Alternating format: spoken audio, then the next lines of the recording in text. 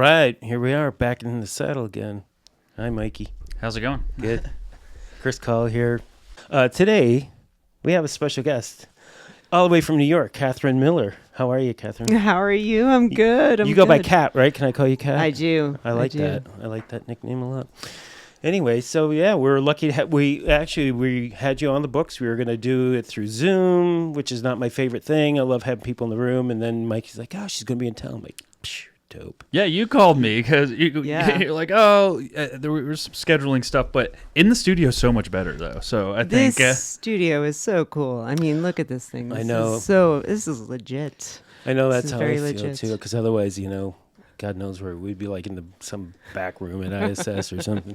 well, the studio energy is something. There's like, even when we do the Zoom ones, I've told Chris, I was like, if it's on Zoom, you could stay home if you want. He's like, there's something about being there Yeah, still. no, if I was This is so home, it would cool. not be good because my dog would be in the background and whatever. I don't know. and you have it so great even with Zoom because they're on the monitor. Yeah. And it's it's all good. Yeah. Yeah. No, there was a scheduling conflict, and then it worked out really last minute that I was getting brought out here by work, and I was like, I can make it work Friday night. Can you guys do it? Yeah. Here we are. Yeah. So you've been to LA before?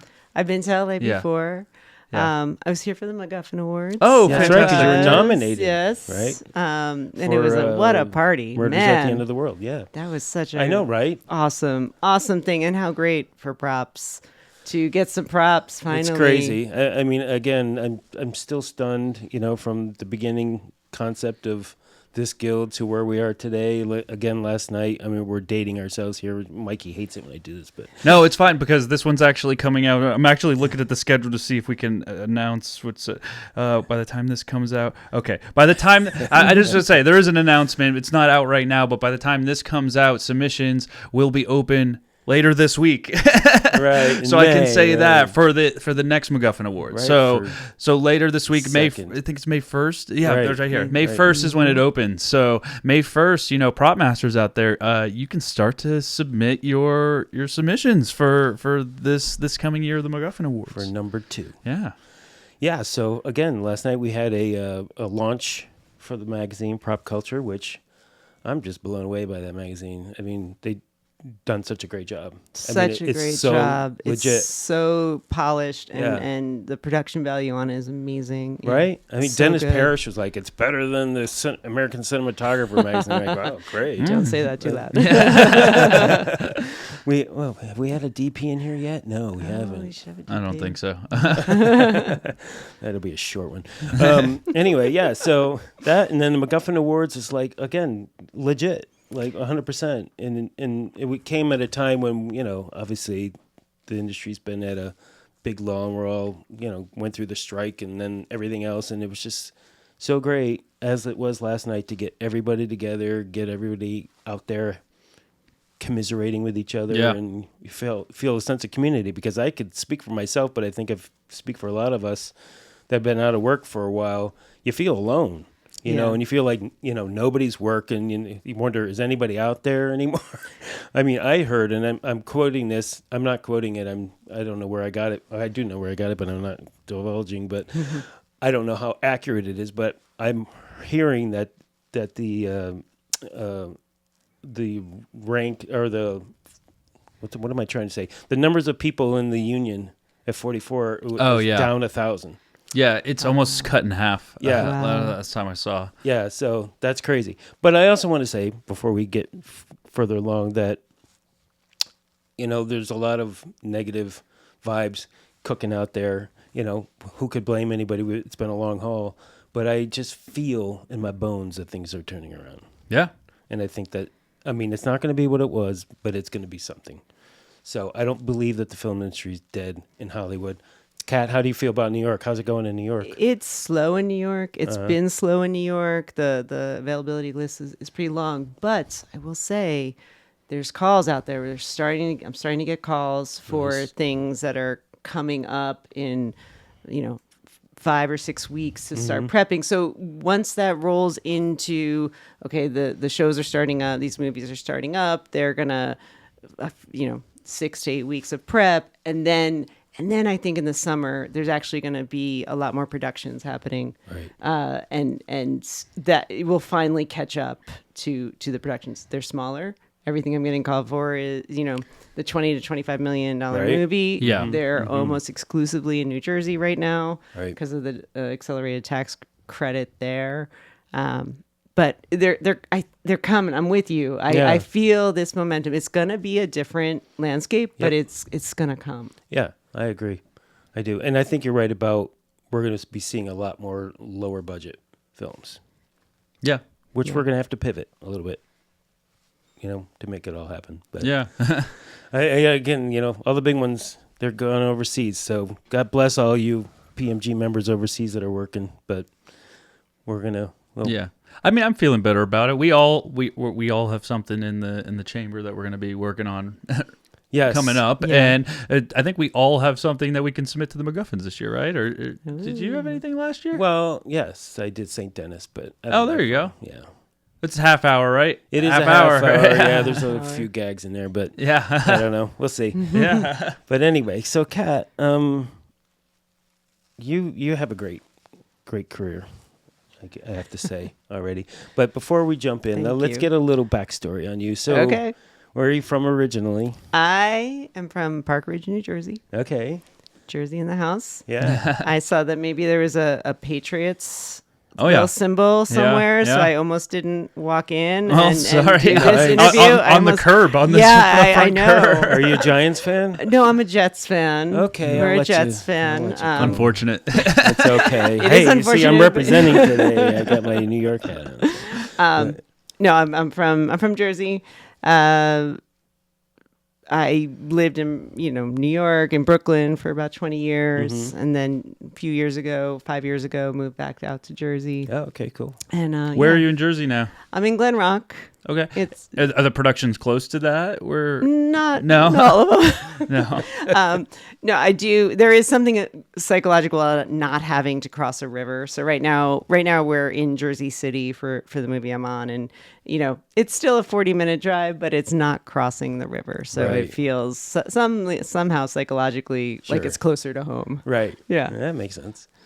So, did you go to school for this or anything? No, I did not. I trained my whole life as a dancer.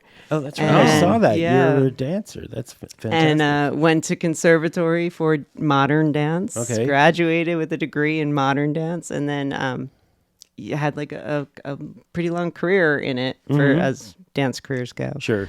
And I did it for about 15 years. So Nice.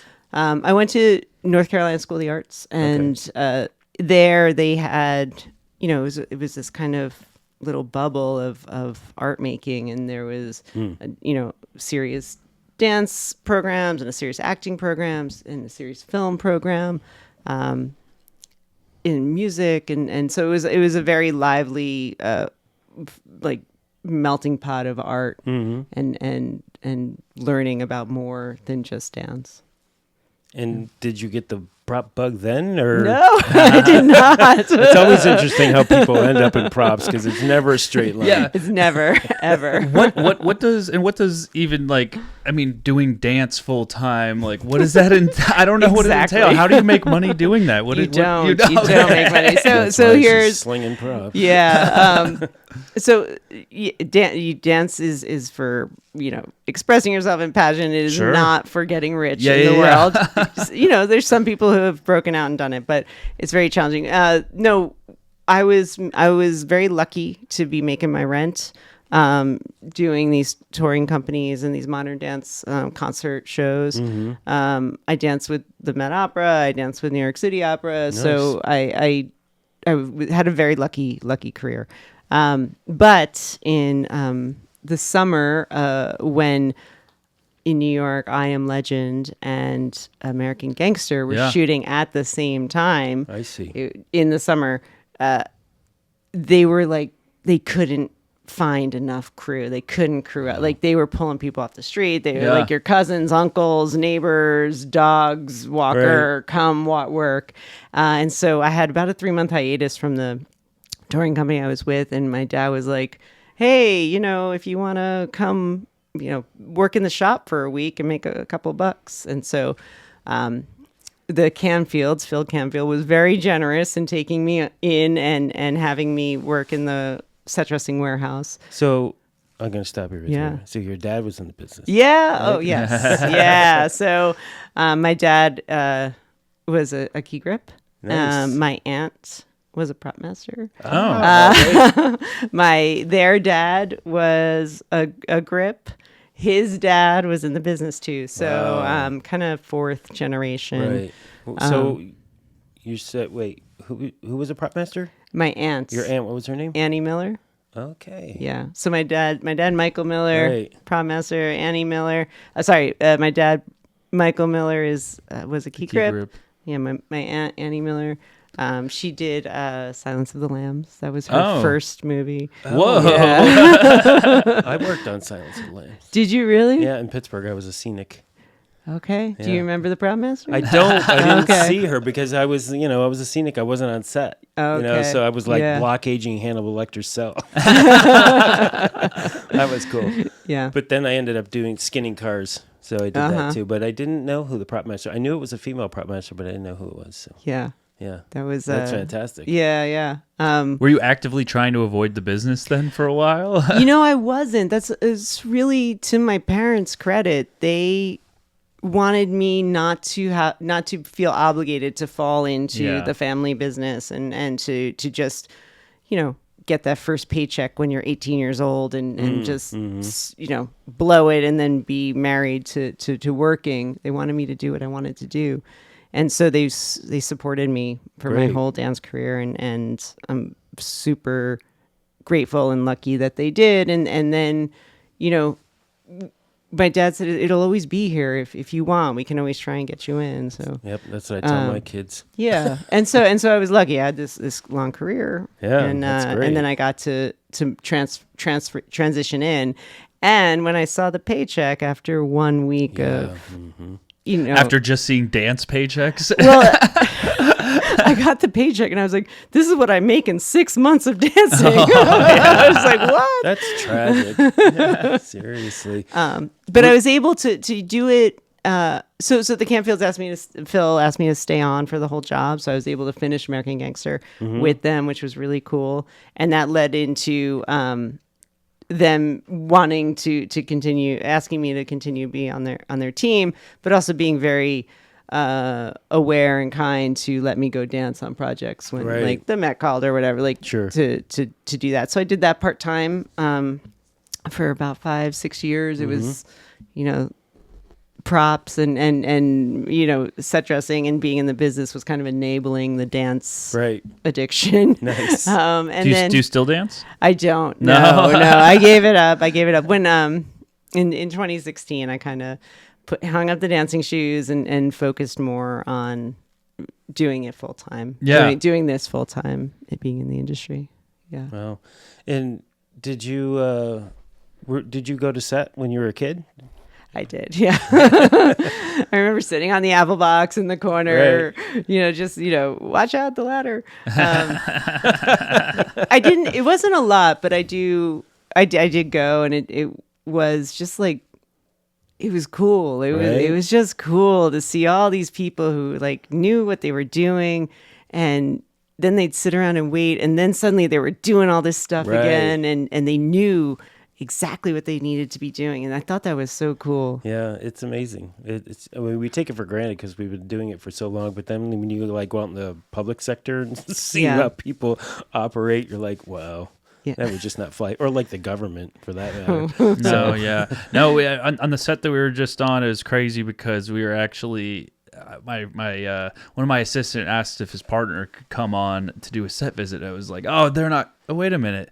It's like, I think we might be at a time where set visits might be a thing again. We might be able to, and I asked them, they're like, oh yeah, they could go. It's like, oh my God, set visits are a thing again. I know, right? It feels like it's been shut off for so long. For so long. Yeah. Yeah. Yeah, it's crazy. I wonder if we're ever going to get craft service back on the stage. Oh, is your craft service not on the stage? Well, I mean, they had set up a table, but it's their main gig is still outside in the tent. No, see, in the little tent, or when they're in the little trailers where you have to go order from a window, is where I started. I don't like that because I don't. You're more shameful in your decisions when you have to tell somebody to go back there and get it for you. I want to go on the trailer and make my own sandwich. Right. Okay. So get me the Fritos, please.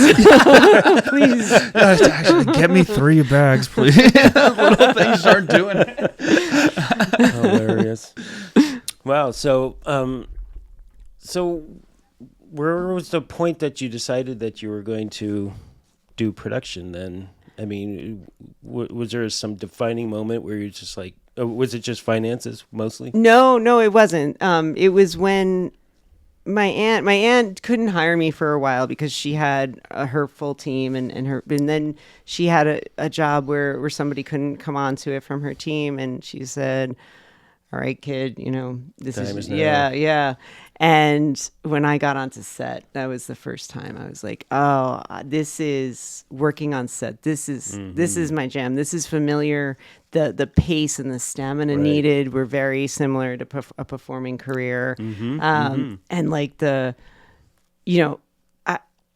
I just said yes to whatever they needed because anything that she would ask me, like, go run and do that. And I would just say, okay. And I'd run and do it because I was coming from, being a dancer and you just do what you're told. You're very agile on set. I was just, jump. Okay.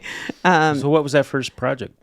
It was a TV show, a comedy that maybe got just half a season in before it got shut down. Good to get your feet wet on. It was called Cupid.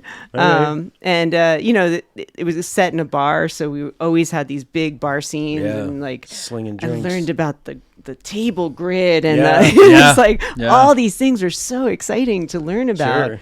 And then we started doing some more jobs and a couple of movies and the pace of the movies just felt so cool to me, and how every day we're at a different location and seeing places in New York City that in a way that I hadn't seen them before. I was seeing them like from behind the scenes, or I got these insider like we went to Yankee Stadium to shoot something. We went to Ellis Island to shoot something. Like these kind of iconic places, and it was just it just started making sense to me. And then once the thrill of being on set kind of set in, it was then, oh wow, we're actually like telling stories. We're like actually doing stuff that is beyond just the prop that we have in our hand. It's like wow, like people can be really affected by these movies, and to be able to reach a larger audience.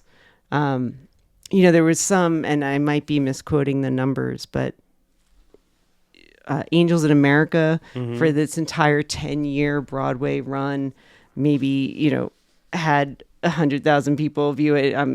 Might be bastardizing the numbers, but in its first night on HBO, it had 10 million people view it, and then when I started understanding the scope of it, I was like, okay, this is something that I can really like dig my teeth into. Yeah That's fun. And the whole getting into character development, right, that's like one of the things that hit me first, because I came from set dressing, and then the moment of realization that, oh, I'm not just slinging objects, I'm actually part of this developing character and story. That's kind of what wrangled me into it. And something as simple as a keychain can then help develop that character. Totally. And then when that actor turns, we had this keychain on, I know this much is true. And it said something like, you're my favorite asshole or something. And so, we gave it, Mark Ruffalo took his keys and he looked at it for the first time when he was about to turn on the car for the first time in the shoot. And he was like, he just smiled and he's like, this is perfect. And, like those little pieces that we can add authenticity to help their performance and help them actually not have to perform as much. Right. Just to really be authentic about it. Yeah, since you mentioned it, I'm going to jump right into Okay. something. Uncut Gems. The Furby. The Furby. The Furby. That was fantastic, right? I mean, can you talk about that? Like how that came about and what you had to do to make it and all that? Yeah, the Furby was it was the first kind of iconic thing I'd ever done for as a prop that got more than that got attention at all. And I had no idea that props could become part of the culture or the zeitgeist or anything Right. like that. And so it was very cool. Tell us. Some people might not know what it is if they didn't see the Okay. movie. So go ahead and give us a little. So rundown. in Uncut Gems, Adam Sandler plays Howard Ratner, a jeweler who might has passed his heyday, and in his heyday, he popularized a diamond encrusted Furby as his like go to thing, and basically. When I read the script, I just, it's a diamond encrusted Furby, and there's a lot of like there's diamond encrusted Bart Simpson characters, pendants and Mickey Mouse and Porky the Pig, but I'd never seen in doing the research a Furby, Right. And so I was thinking of like, okay, we'll do a 2-dimensional thing like the Bart Simpson thing, and it'll be small and Josh and Benny Safdie definitely had other ideas. They were great. They were so full of energy. They were so authentic. And Josh was like, no. It's like, it's big. And he sat down on my desk this kind of 4-inch Furby. It was like a real Furby little toy, Right. And said, no, this is what it's going to be. 4 inches. It was tall. It's tall. I mean, it's as big as the one that we ended up using, because I Right. used that to As the basis. Yeah, I took it to the jeweler, and You took a Furby to the jeweler? I took the plastic Furby So to the jeweler. did you make a mold of it, or they they bedazzled the vinyl? No, we made a mold of it. Okay. So we took it apart into 24 pieces. Wow. Because it had moving eyes, it had moving parts in it. So there was a lot of plastic pieces that we carefully took apart. Right. And then we molded each one of those, Whoa. and then we cast it in gold, and then we encrusted it. You cast it in gold? We did. We did. The thing was heavy. It was not expensive. light. Yeah. What was your budget on the Furby alone? It was supposed to be $5,000. That was what was allotted it's for always it. supposed to be. I will not discuss it. Yes. How much it ended up being. I will not divulge going over budget. Yeah. Well, it was beautiful. It was there it is. Yeah, it was super iconic, and it worked. It worked. It really worked, and to have it be part of like the trailer, and to have it be part of the teasers. That was the first time I was like, okay, props can. Yeah. Oh, okay. There's a place. This is actual real storytelling. This is actual real. What did Adam think?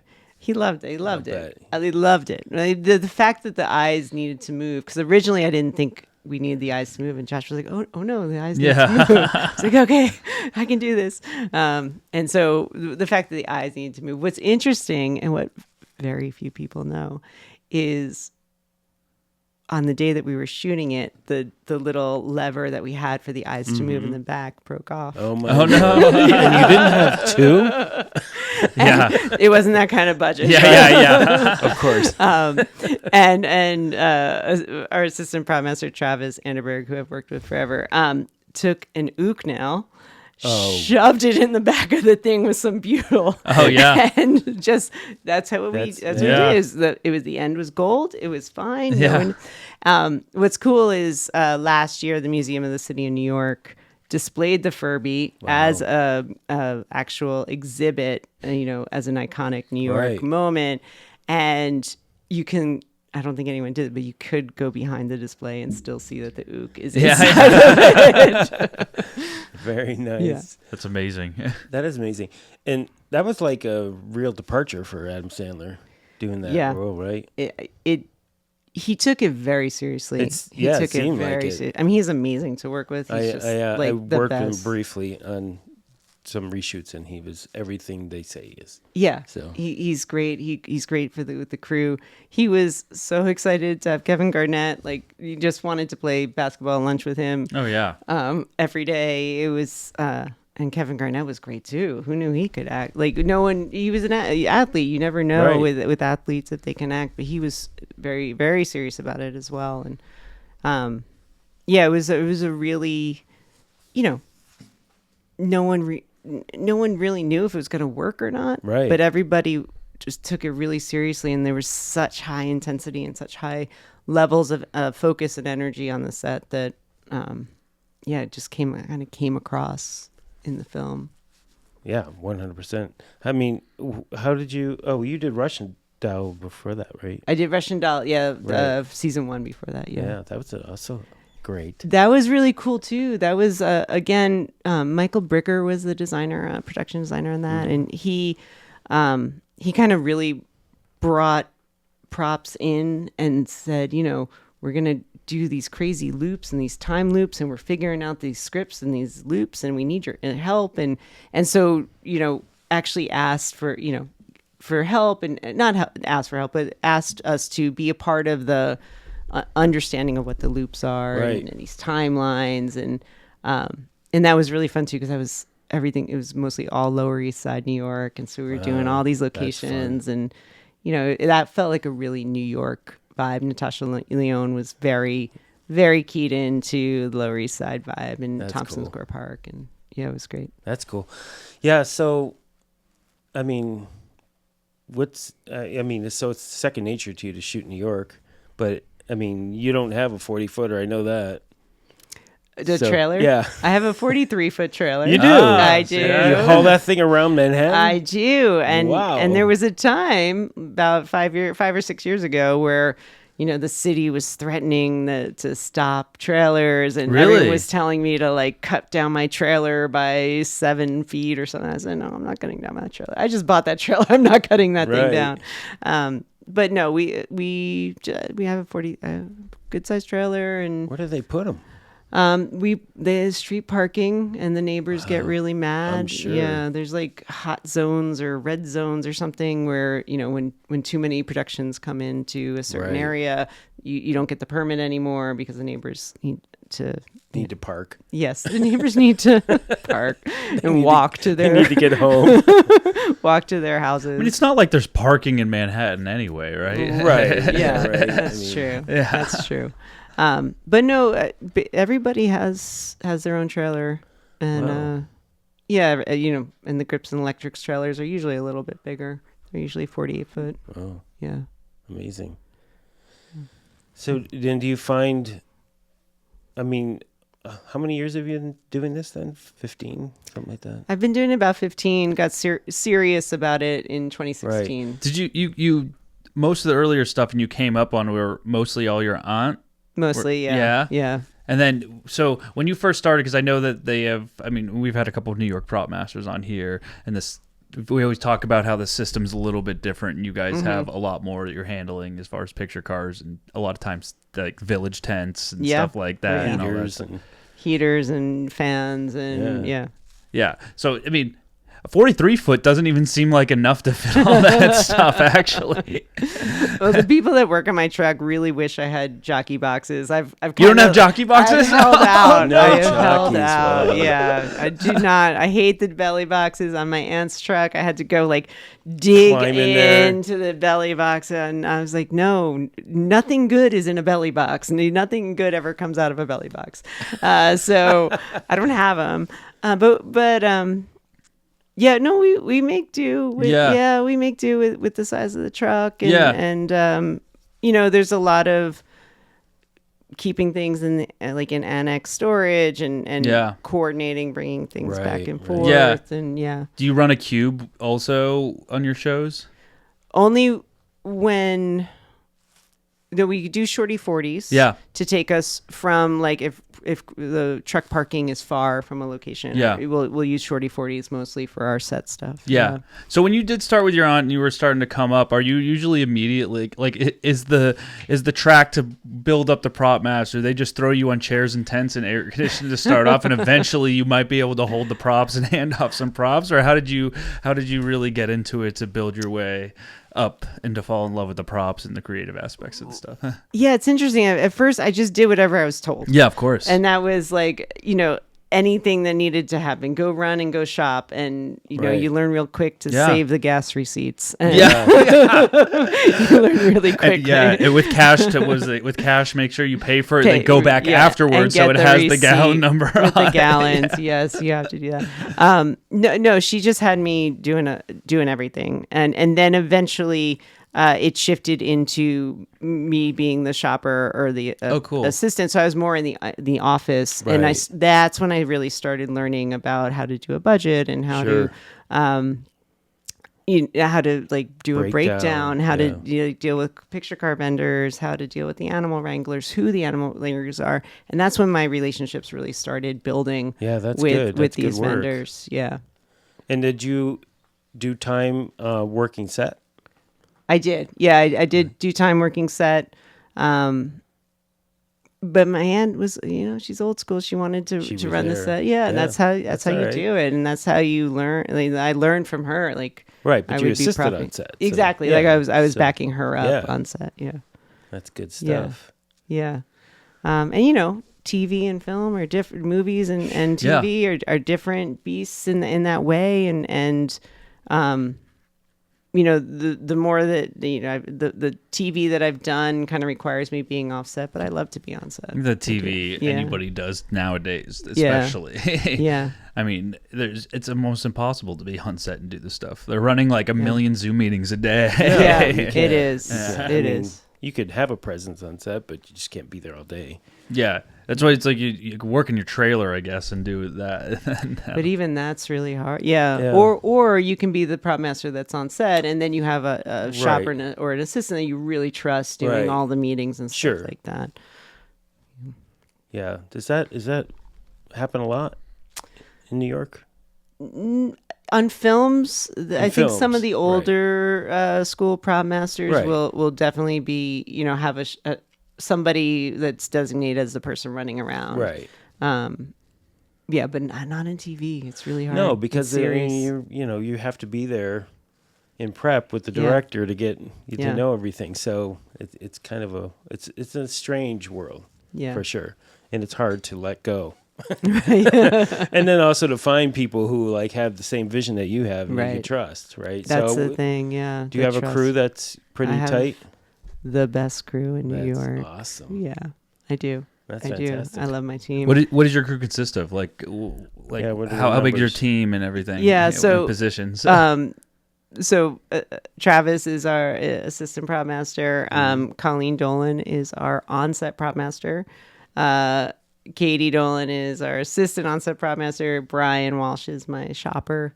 And then we have about 3 prop assistants, Izzy, Sam, and Jason, who are always kind of with us, at least for Severance, when I can run with a crew or need to run with a crew that size. And all those assistants are always on set usually, right? Yeah. The assistant prop master hangs out with you and doing a lot of the coordination stuff too. And the shopper. And the shopper, that makes sense. Yeah. So not really that different. You just have more people on set. I just have more people, You have more responsibility. Yeah. So do you, you're in charge of the picture coordinating even on shows like Severance and stuff too, right? No. So the bigger shows, I do work with a picture car coordinator who is just another prop master that Pete Dancy, who. Oh, okay. Yeah. So he loves cars. He's very passionate about cars and does cars rather than prop mastering. So it works out really well because he has a lot of skills of coordinating the cars as well. And so. He's about to do a show in Boston right now. I've been one of the 3 shows at 41. And so he and I will kind of tag team the responsibility of the cars in terms of getting approvals and meetings with the directors. And then he does a lot of the coordinating of the dropping off, and then has his team or his mechanic always there. Right. Does he create a budget or do you? He does the budget. Yeah, he does the budget. Right. Like on the movie I'm on right now, they're not bringing him on as a picture car coordinator because it's so small, and so it's quite car heavy, and I'm doing the budget for that and the coordinating for that. So, and that means you have to like source all the vehicles and everything. Yeah. Oh my Lord. Yeah. and then get options in front of the director and the creatives. Right. But then go ahead. I was gonna say, do you have to go pick them up and bring them in too? Yeah, I was gonna say, like that's the biggest thing about me. Yeah, there's Teamsters can do that. Yeah. Go to the vendor. Sometimes the vendor will deliver them. It just depends on the Teamster captain and what's allowed. There's a little bit of a give and take, pulling, tugging right now happening where the Teamsters are really demanding that they be the ones to bring all of them on. But that means that an extra Teamster gets put on for the day, which is tough on production, especially on smaller jobs. So there's a little bit, I stay out of it. I was going to say, what's the prop master say on that? I feel like for me, I'd be like, go for it. Yeah, whatever you need, buddy. Let me help you. I stay out of it. Yeah. That's right. You're not going to step to the Teamsters? Come on. I love all Teamsters. I love 817. I love you. You're smart. You're 100%. A smart person. Hey, come on. A Teamster can make or break you for sure. Yeah. But how about like do you have to bring a mechanic on when they're on, because picture cars are notoriously break down. So with the period cars that we do, and I've done quite a bit of period shows with period cars, I always like to have somebody hanging around if the budget can afford that, especially when it has to drive a lot, especially when an actor has to drive it a lot. I always like to have a mechanic around. Yeah. I'm comfortable taking out the seats or taking up a door, but when it's mechanical and under the hood, I'm not. Yeah. I don't know enough about it. Right. That's good. I'm going to see you take a door off a car. I don't know if I can do that. Come to my set. Come to Jersey. I love it. I love New York prop people. That's awesome. So, let's see. I see you did The Affair. I did The Affair, yeah. You did the New York portion of it, right? Or when it was in New York, because then it came to L.A., right? Yeah, I think it was 2 seasons in New York, and that was with Heather Kane, and I was the prop shopper on that. And then when it came back, I think in season 4, it was shooting in L.A., and then it came for Long Island unit, and they called me up, and it was great to prop master that, and a kind of full circle moment to do that. Yeah. I'll bet. We're going to jump into Severance in a minute, but so you were an armorer on Gotham? I was trained as an armorer, and I did a couple of days on a couple of shows. And so basically with the union with 52, before I became a prop master, the union kind of called me up and said, hey, listen, we're thinking of asking you to become an armorer. And so with that, I trained for about 8-9 months. You were already 52 when this? I was already 52, yeah. So so you were a property person in 52, basically. Correct. And they're like, I think you should be an armorer. Yeah. So Barbara Kastner, famous Barbara Kastner, basically said, we're looking it's very busy right now for the armorers. We're looking to train some more armorers and have just a pool of a few more armorers that we can send out. And I'm looking for a female armorer. And what do you think? And I said, I think that's amazing. Yeah. Right? I said, I don't know much about it. And she said, we're going to train you. And she, I went into the specialists a lot and would be there every single day and trained and learned from them. I love the guys over there. So what's that training like? I mean, that's 52 sanctioned. I mean, is it a program that 52 put together? It's a program that Barbara and the specialists put together to train the very few people that they want to be armorers. So it's not like an open program. Yeah. And basically it was going in and just learning everything I can learn from the people that were building the guns to deadening them so that they can't, defeating them so they can't fire live rounds or fire any projectile, and then just being quizzed every single day, field stripping, AK-47s and then a Glock and then so it was just like constant. They would time me. That's great. Yeah, Steve there was one of the best teachers ever. And so I did that for a long time. I would just keep coming in, every day after day. And then Barbara said, "Hey, there's this movie coming in for 2 days from Canada, and it's like in Central Park, and it'll be fine. And we just need somebody to do it because it's really busy and somebody smart." And so I was like, "Oh, thank you. I think Barbara just complimented me." And so I did it, and I did pretty good at it. And then, another thing came up, and the union was like, "Hey, you just prop mastered something. You want to prop master again?" I was like, "Okay." And I didn't know enough to know that I didn't know a lot about it. And then it just kind of, another thing came up. And so at that junction, when the third prop mastering opportunity came up, I really, there's like a fork in the road, and I had to make a choice whether I was going to armor or not. And then I decided to. Were those the first times you were starting to prop master? Yeah. Like, you hadn't really prop mastered before. I'd never so the prop mastered opportunity before. was coming up at the exact same time Yeah. you were getting into the gun Yeah. stuff. Well, I mean, it's probably great that you learned the skills, at least, of the gun as a prop master and stuff like that. So now you at least have that knowledge going into any of the shows. Coming up, and I feel really grateful to have that knowledge, and I feel really I feel kind of humbled by that knowledge too, and the responsibility of that knowledge. Yeah. So anytime we do anything with guns, it's taken very seriously. I mean, it should be taken very seriously anyway. Right. But yeah, definitely love the fact that I know so much about it now. Was that the one and the only show you've armored, or have you armored since then? No, it was Madam like Secretary. it was too, a day. It was a couple of days It was a couple on of it. days. Yeah, I was additional going Got on it. with the lead armor. Yeah, of course. Yeah, and so I did a couple of days on that.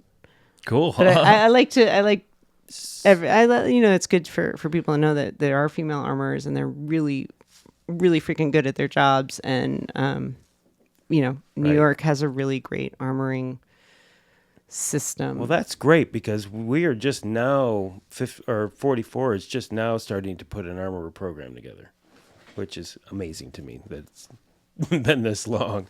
But it's good to know there. Now in New York, the guns are different than in LA, right? Correct. Because they're reduced barrels, right? There's so how so a live Reduced barrels? Yeah. So they defeat the gun. So the gun, they change out the barrels, and they put in a barrel that cannot be taken out or changed again.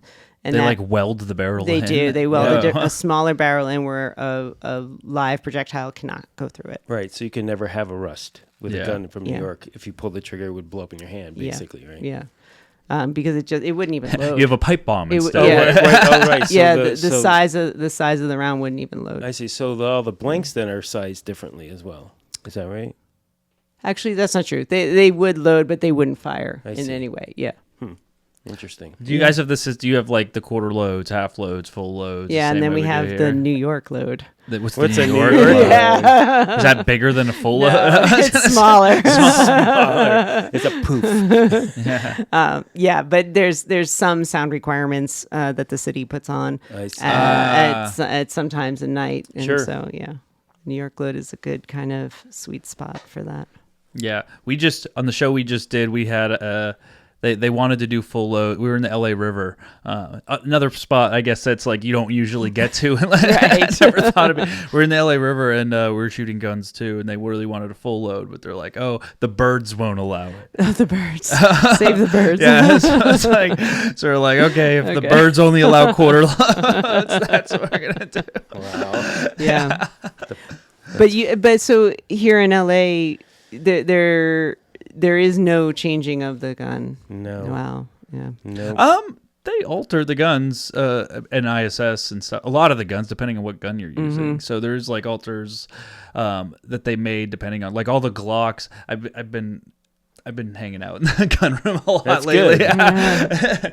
They shave all the Glocks down so they don't like cut back. They do modify a lot of the barrels. Wait, so they depending on don't what they cut are. back? What do you mean? It's dependent on the gun, but a lot of the guns are different depending on what they are. But they do a lot of welding and stuff to certain guns. But then there's a lot of like a lot of the machine guns, they almost don't do anything to Right. because Yeah. it'll the more modifications you go, it's gonna be more harmful to the function in the way that they go, which is going to cause more problems on set. Right. But they do a lot. I mean, everybody on set, like on the show that we just did, they didn't want to do real guns at all. Right. And I was able Which to... is a trend now too. Yes. It is a trend, and I was able to eventually get after like 7 meetings, I had to meet with the insurance people too. Yeah, I never of had to course. do that before. Yeah. I had to have a meeting with everybody, and eventually the producers were okay with a full plugged barrel, Okay. which is still a blank, but just no muzzle flash. Right. Right. And that they're saying at ISS that seems to be the way a lot of people are going now. But Right. we shot in a dark Right. warehouse.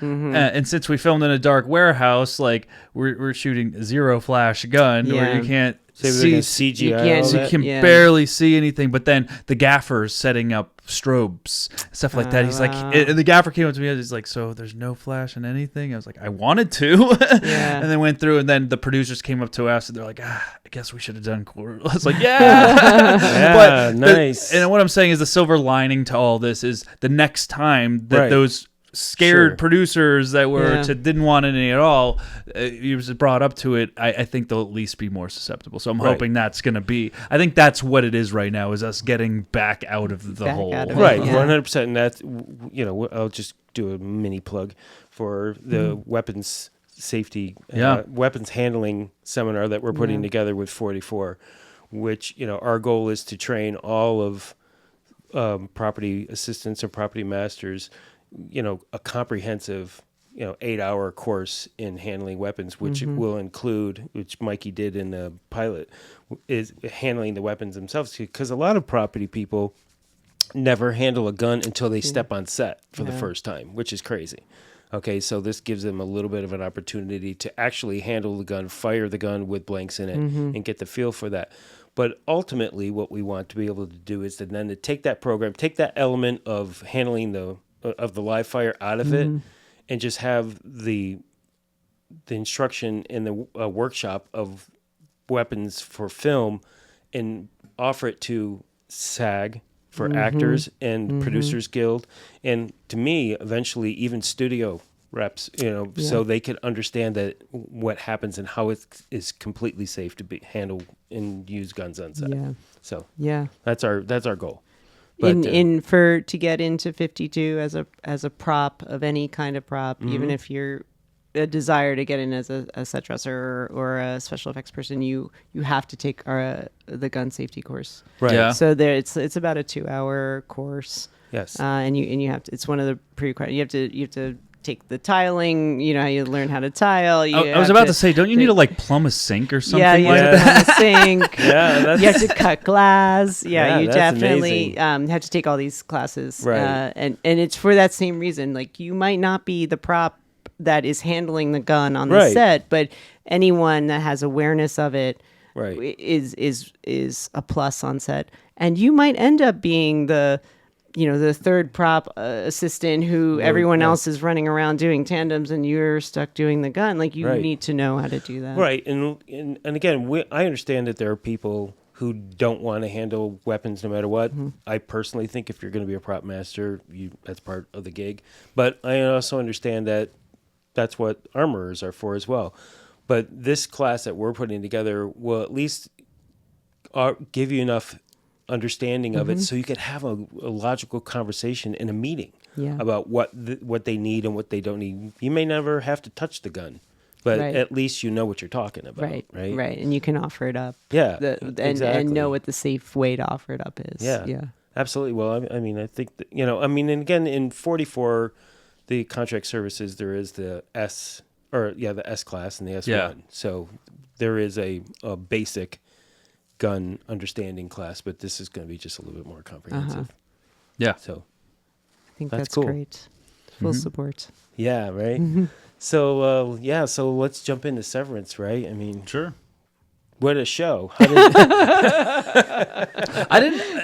I'm curious, as we started watching Severance, obviously, and I didn't realize they were at season 2. Like, where was season 1? Did that float over everybody's head for a second? Because it feels like this season it just blew up. This season blew up. Season 1 had a niche of fans, Yeah. and had a kind of niche, but Apple TV wasn't a very big platform when season 1 came out.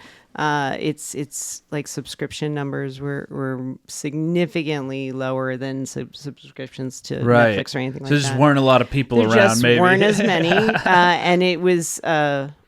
It definitely was a popular show. It was definitely popular, but popular with maybe a very specific audience. And then sure. something in second season hit the zeitgeist in some way that really, just kind of hit a nerve. And Can you put your finger on it? I've been asked this before. I think ultimately the show is about. I know. Wow. I think ultimately the show is about figuring out who yourself is or who a self is, void of anything else and any other influence in the world, and who would you be? And I think there's a lot of reasons why people respond to the show, but I think at the heart of it, who are you? It's the first thing that's said in the show, and I do think that it hits a nerve of saying, if I just woke up and I didn't know anything about my history, who would I be? Who could I be? Who would I want to be? Would I like that person? Would it be different? Is there a way to make that person me now? Would I fight to know more? Is there something beautiful about not knowing more? And I think that just really sparked something.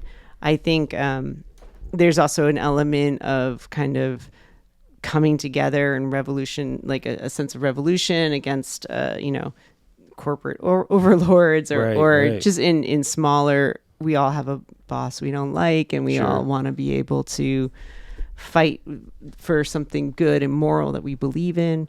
We all want to find the truth. We all like a good mystery box show. And I think there's definitely all those elements just kind of hit a nerve. Right. And you did season 1 as well? I did. How did you hook up with these people? I got a call from Jeremy Hindle, the production designer, and he said, "Hey, there's this show. Want to come in?" And he was from LA. I hadn't worked with him before, and I went in and I met with him. I think the first thing I did when I got in the room, I knocked over a vase and broke it. And I just was started laughing about it. And he was like, this is going to work. Okay. And then he said, you got to meet Ben. And the next week I met with Ben and he kind of immediately was offered the job. Nice. And then that was in December of 2019. And we started January of 2020. Oh, okay. Prepping, Yeah, so pretty quickly. How was the meeting with Ben? I hear he's an intense person from other people. So meeting him cold, I mean, I'm wondering if it's as stressful as meeting Tarantino or something like that. It was not stressful at all. Great. And I probably should have been more stressed, or I should have been there was something about the way he presented himself as being really curious about or just really knowledgeable and interested in film and asking me questions. I had just the Safdie's Brothers movie had just come out, Uncut Gems had just come out, and he was asking me all these questions about how I made the Furby and what was it like filming on the street, and then he was asking a lot. I was working on had just finished Derek Cianfrance's show, and he was like, what's it like working with him? He was just so curious about filmmaking, and it just was an amazing conveation, more than I felt like I was being So did he grilled. not talk about the actual show that they were doing at all? No, he did. Okay. He did. he had already had in his mind starting to think about the computers and Yeah. asked me if I had any experience fabricating computers, and I said no, I didn't, which is probably the dumb thing to say. Who fabricates computers? Come on. And then, he was starting to think about it. He's like, he was in the beginning stages of trying to form what this world was going to be. Did you get to read anything before you had an interview with him? Did you read the pilot or anything? No, I didn't. Wow. I read it after. Yeah. Jeremy gave me, I think maybe like a small lookbook, but it was not what it ended up being. It was still very, very, very beginnings of it. It was just like the scratch at the surface of what it was going to be. Had you done anything sci-fi-ish before then? No, I feel like Russian Doll was the most sci-fi that I had gotten, and kind of like trippy and kind of like something uncanny valley about it. But I hadn't done any sci-fi. No. Right. Well, it's pretty stripped down though. Too, yeah, so it is very simple. It is, and from that interview and like like I said, I should have been probably more nervous, but it was just like, oh, these guys are intense. These guys are awesome. These guys are like, okay, let's like into it. Dive in. And this was like kind of, my people, my world. I got this. Yeah. This is cool. Did you end up building the computers? I ended up building the computers, figuring it all out on the fly. Nice. But yeah, we ended up building a lot. Like I built. What was cool is the computers were the hook that got me, I think, Ben's trust, because I went up to.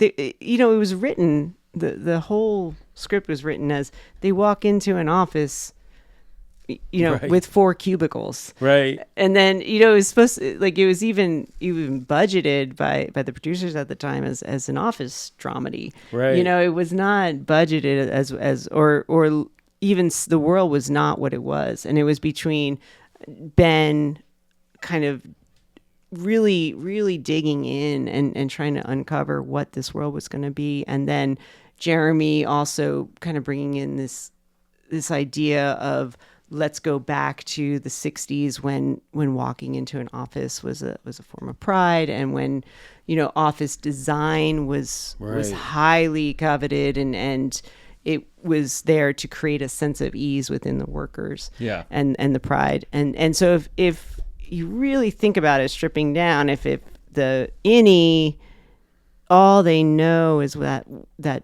office that they're in, and Lumen wanting this company to wanting to control everything. So it was a highly curated, very minimalistic, because they didn't want to give them too much to go on, aesthetic. And then once we kind of all landed on that, it all kind of made sense that the tech was going to be a little retro, future retro-ish. And so I went up to the Rhode Island Computer Museum.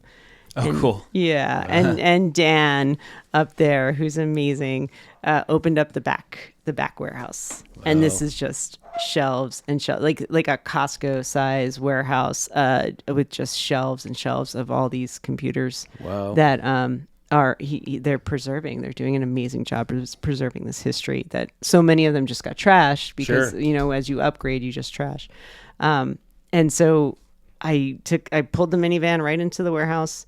We spent the whole day, Dan and I spent the whole day looking at these computers, and I pulled down as many as I could fit safely in the minivan. So it was 13 in total of these old units, these like Ataris, and brought them all out, lined them all up for Ben, who's, as like, again, curious, like he wanted to know everything about each one. He wanted to feel how they functioned, and made the decision on the Data General Dasher that we ended up using as our reference model. Right. Because, as a director, I think I can't speak for him, but I think it's because it has a lower profile than a lot of those really tall, boxy ones. Right. It swivels, it has articulation.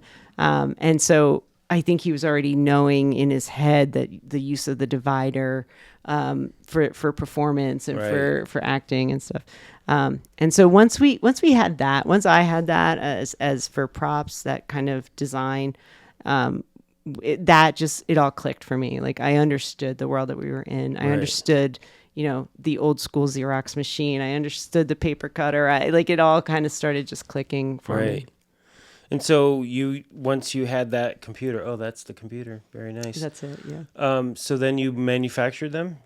I did. Yeah. We did. It was not, again, it was a lot of being on the phone and going to, Visual Alchemy and the specialists and really we had to find 9-inch CRTs that matched. Right. And so I think they were Canon, I don't even remember, but we found, I think Mike Simon at Visual Alchemy found 7 of them that existed in the world, and he had 3, and they were working and they had to be color because we wanted to have some elements of different colors.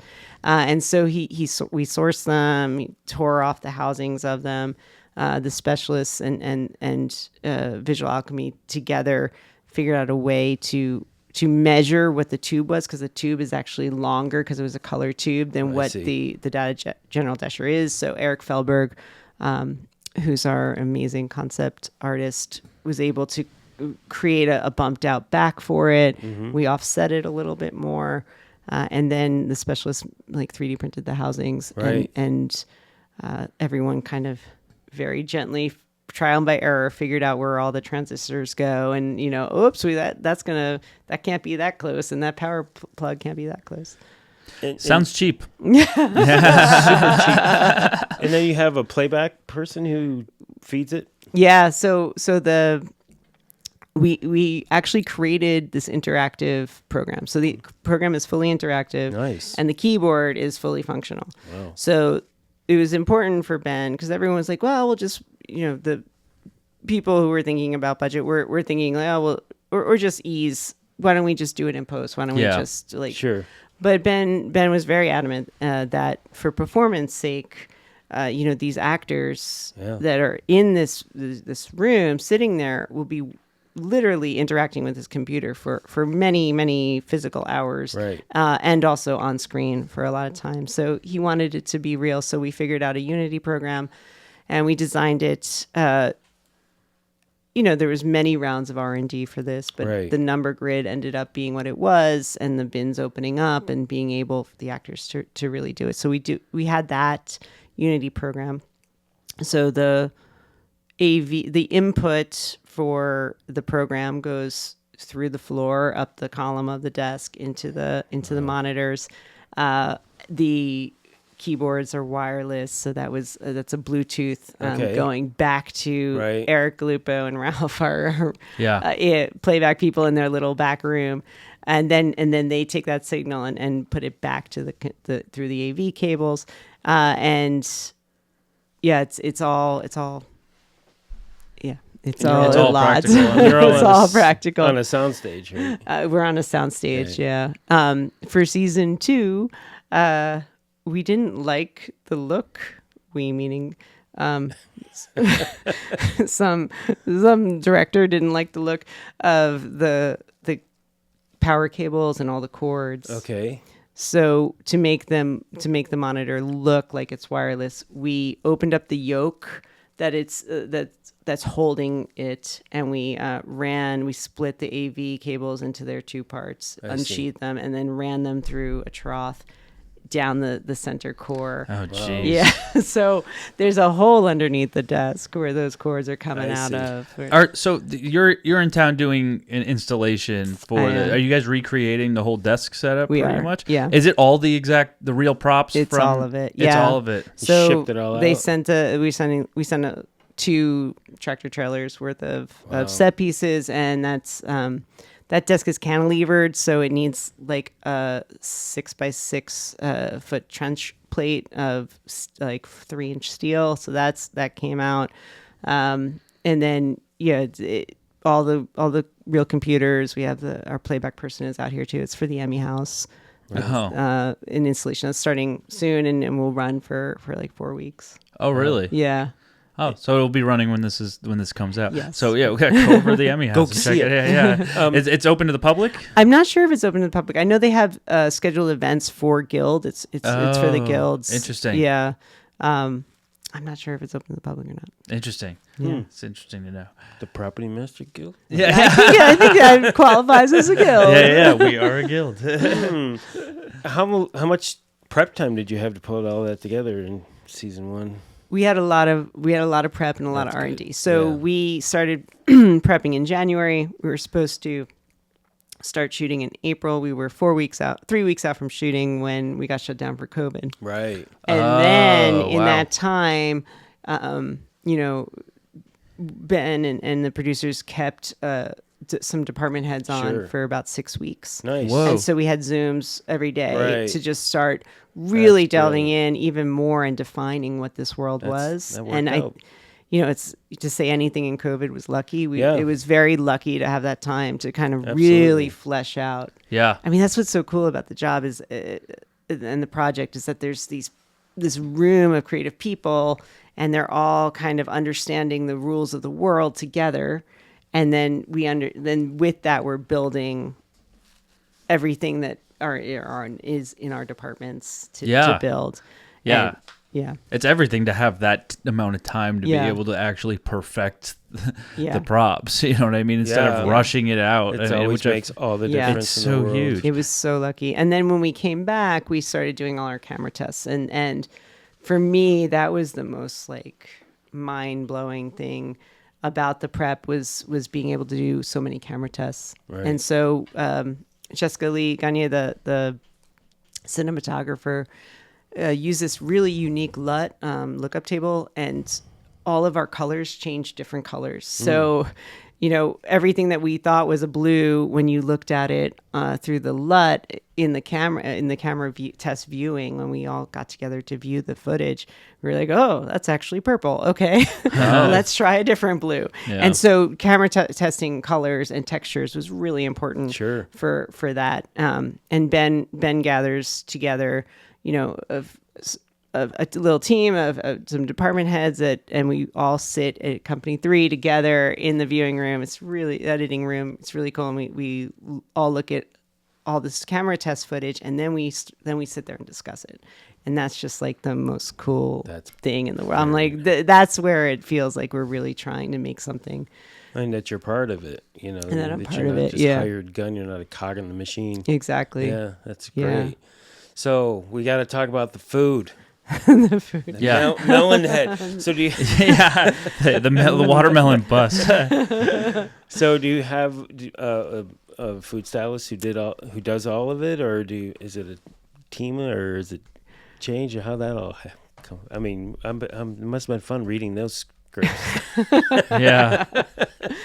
I will say the team has gotten very good at cutting melon squares. No, I work with a great food stylist, Will, and he can see anything we conceive of, he can make happen. Nice. The melon bars in season 1, we did the melon bars in season 1 ourselves. Sure. That was not as complex, but it was. Mm-hmm. It was fun to again, R&D and camera test different shapes of melon and different types of melon and bald melon and cube melon and red melon and and then when the food, like the egg bar and right, stuff like that, got a little more complex. Did that all evolve as the season progressed, or was that like from the word go that they were going to do all this crazy food? No, the only food was the food in the vending machine. Right. Yeah. And then the melon bar. And then the melon. And that was it. There was no other kind of progression of it. And then suddenly it was like when Bert's retirement, it was like we all sat down and discussed what could Bert's retirement look like in O&D, and everyone was like, it should be a melon bar, but better. And so that's when we started doing, like, we added the red into it, and we had the really large watermelons cut open to look like the watermelon was vomiting out more watermelon. And and then we didn't know the egg bar was coming. That was another one. We didn't know the waffles were coming. Right. So that was all as the season was progressing. We were kind of upping the ante of the food. Yeah. And so all the vending machine stuff, I mean, there's so much great product design in this show too. So you have that a graphic artist. Yeah. And is that all coming from the art department?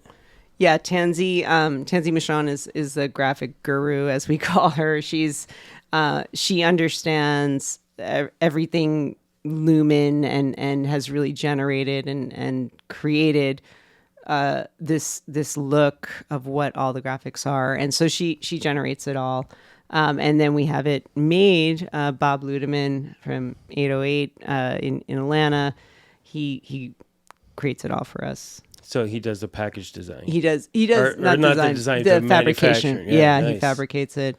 We've gotten some stuff from Tetra Pak. We worked with them and got some stuff for season 2 that can actually hold water and liquids, which is great, and looked really, really well done and kind of manufactured. And then, we redesigned for the second season even more packaging, because it became like this really coveted thing, and the packaging, the machine packaging, and then the food in season 2 upped its ante as well, and that's when we really leaned on Will to do the food. Yeah. Is the watermelon bust? Is that real? Is that a real watermelon? No. No. We tried. I was really hoping. Tried. It looks real as hell. Yeah. It just wouldn't be able to last. It didn't last. I figured it just to hold its way. We couldn't. So Panko is our master sculptor, and he sculpts everything you see in the show.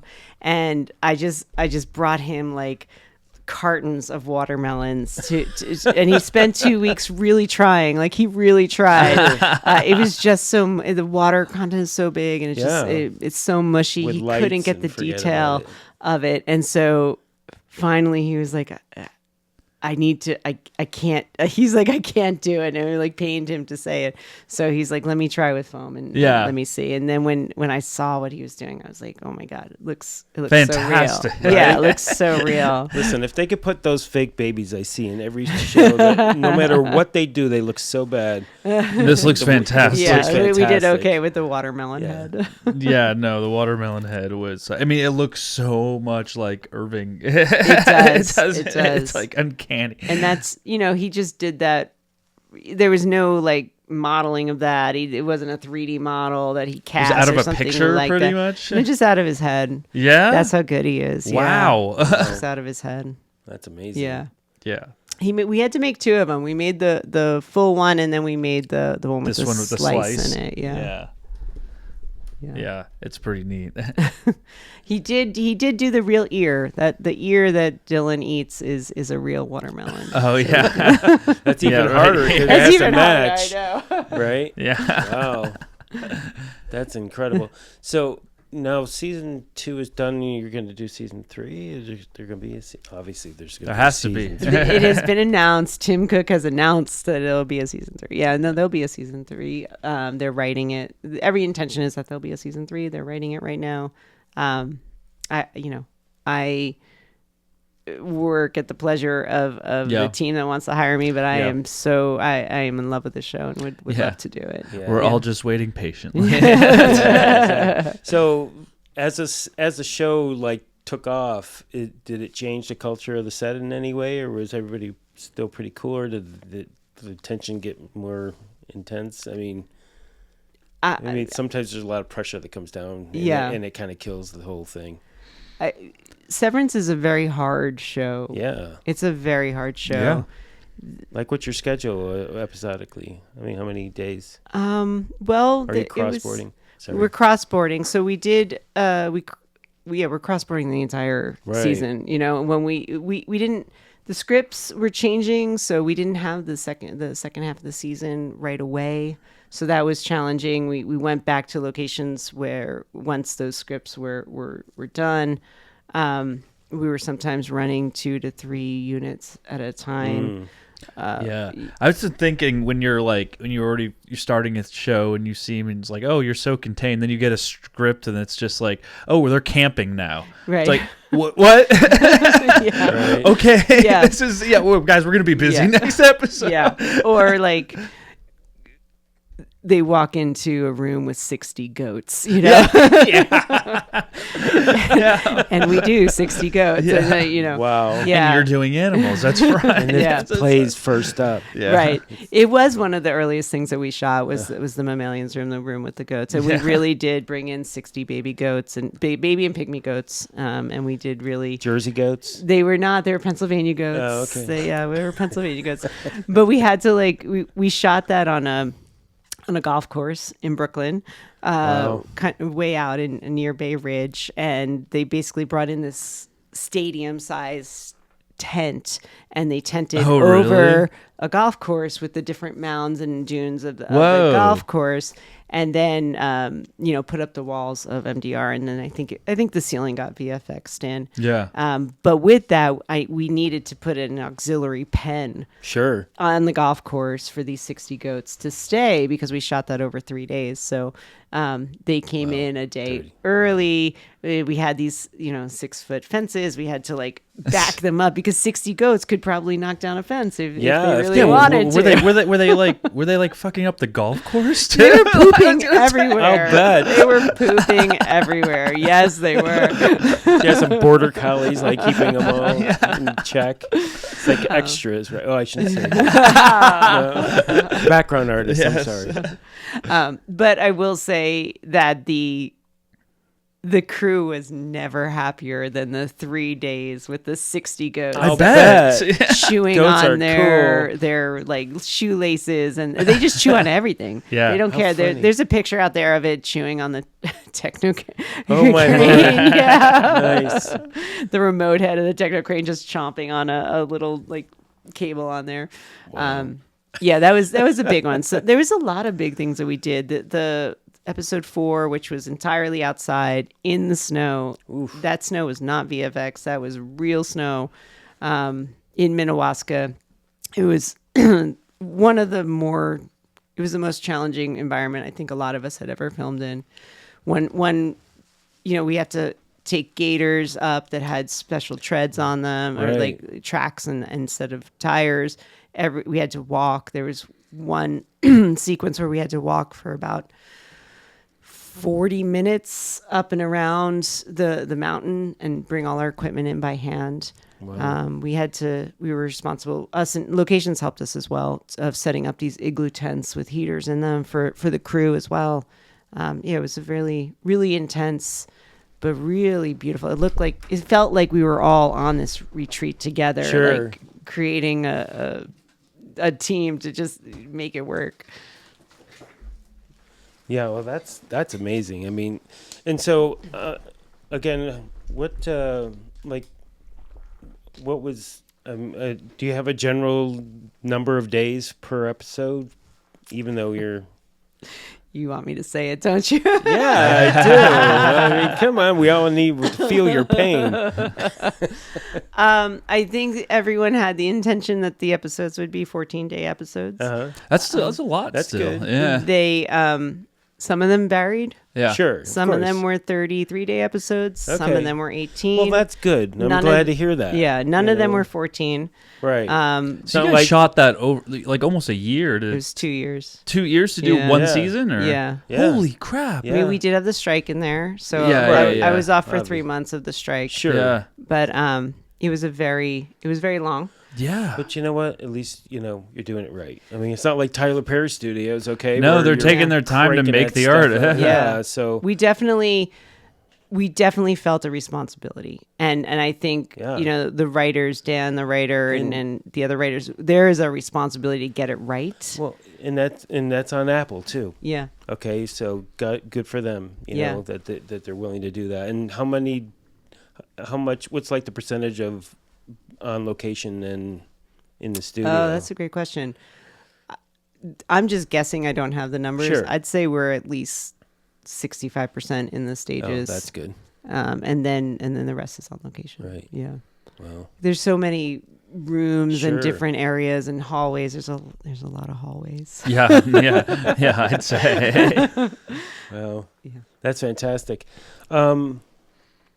So you're doing something now. Can you talk about what you're doing now, or not really? I can, yes. Well, I just finished a movie called The Man with the Bag, and it's Arnold Schwarzenegger Christmas movie. Oh, cool. Yeah, he plays Santa, and Yeah, his it's awesome. Santa's bag gets stolen, and no. he enlists somebody from the naughty list to to steal it back for him in New York City. And it was a great New York City love letter to the city Yeah, at Christmas time. That's We were at great. Rockefeller Center right at Christmas time. We were, we were in so many different locations in That's Christmas, awesome. and it was really fun, and it was a family story and a kind of a buddy heist, and Nice. yeah, it was lovely and great. So I just finished that and rolled into it's called A Place in Hell, and it's a Michelle Right. Williams movie. Yeah, in Jersey. In Jersey, nice.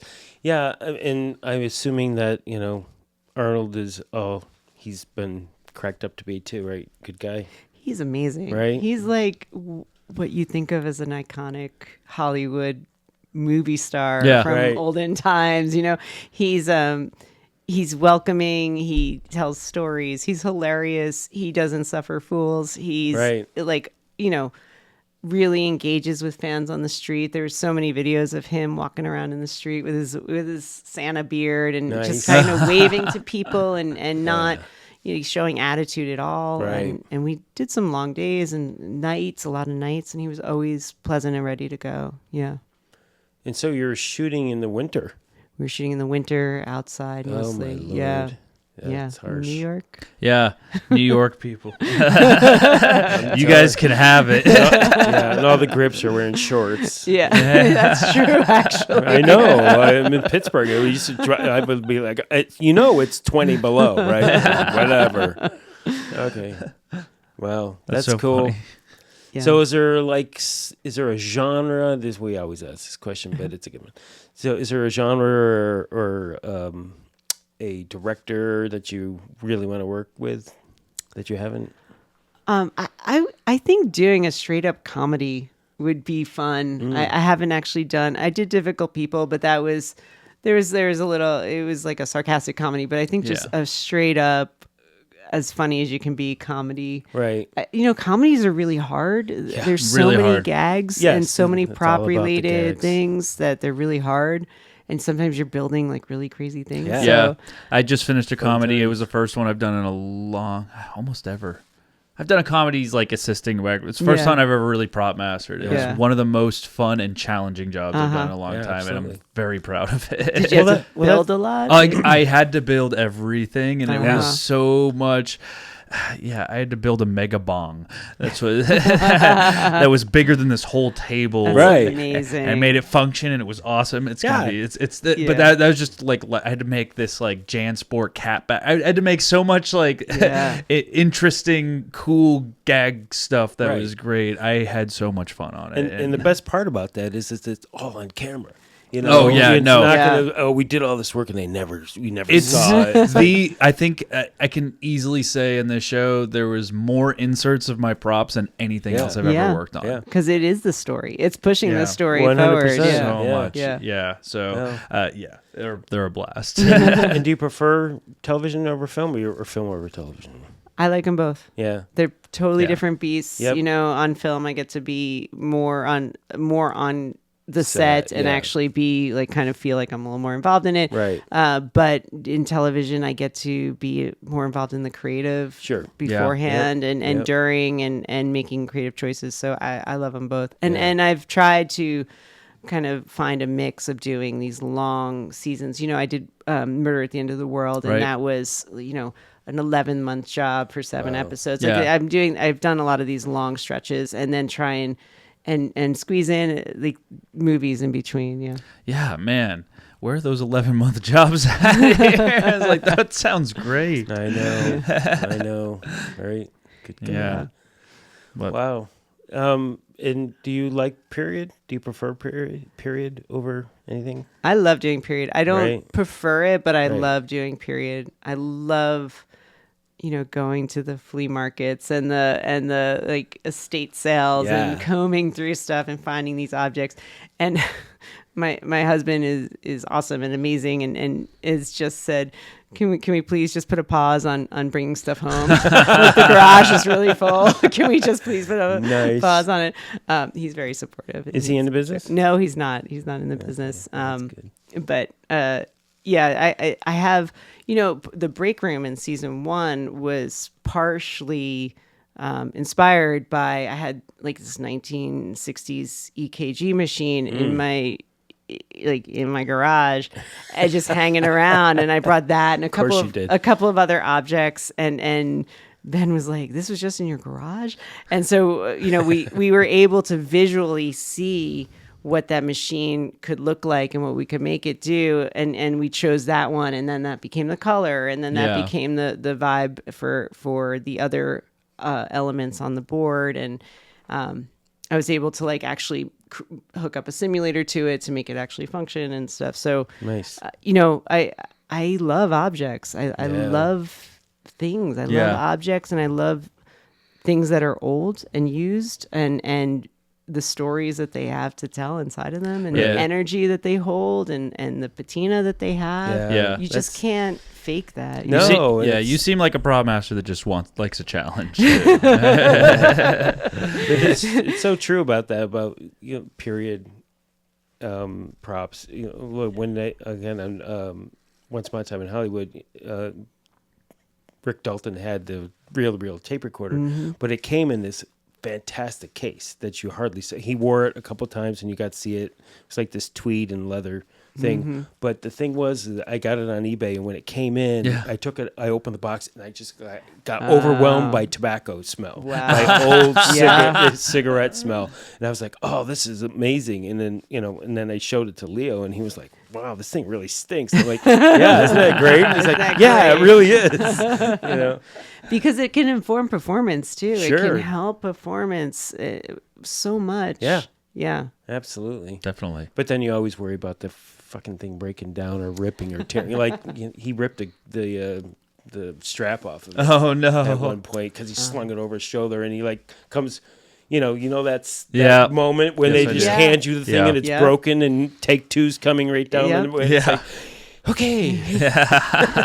You just slowly walk over to the AD and say, I need a minute. Yeah. I'll be right back. And then you go and you get the second one out. We fix that. Yeah, you're throwing everything over on the cart. Down the walkie. Your assistants are picking up. Glue. Yeah.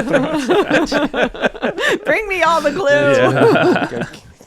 So funny. I have one more question. Did you have to get all the band instruments, or did they bring in a marching band? I had to get all the band Holy crap. because you can't just have regular band instruments. Sure. You need to have white and silver band instruments, and you need to powder coat all of them. And you need to silver plate all of the keys. So they were all purchases. They were all purchases, and they were all every single one of them was customized. Wow. So we powder coated and painted all the brass instruments. We painted the drums, and then branded all all of them. Nice. So were the brass instruments still functional then after doing all that? They were. They were real band people that came. It was a real marching band that came in. They were not happy with how sticky some of those keys were, but they weren't recording it live. It had been pre-recorded, so.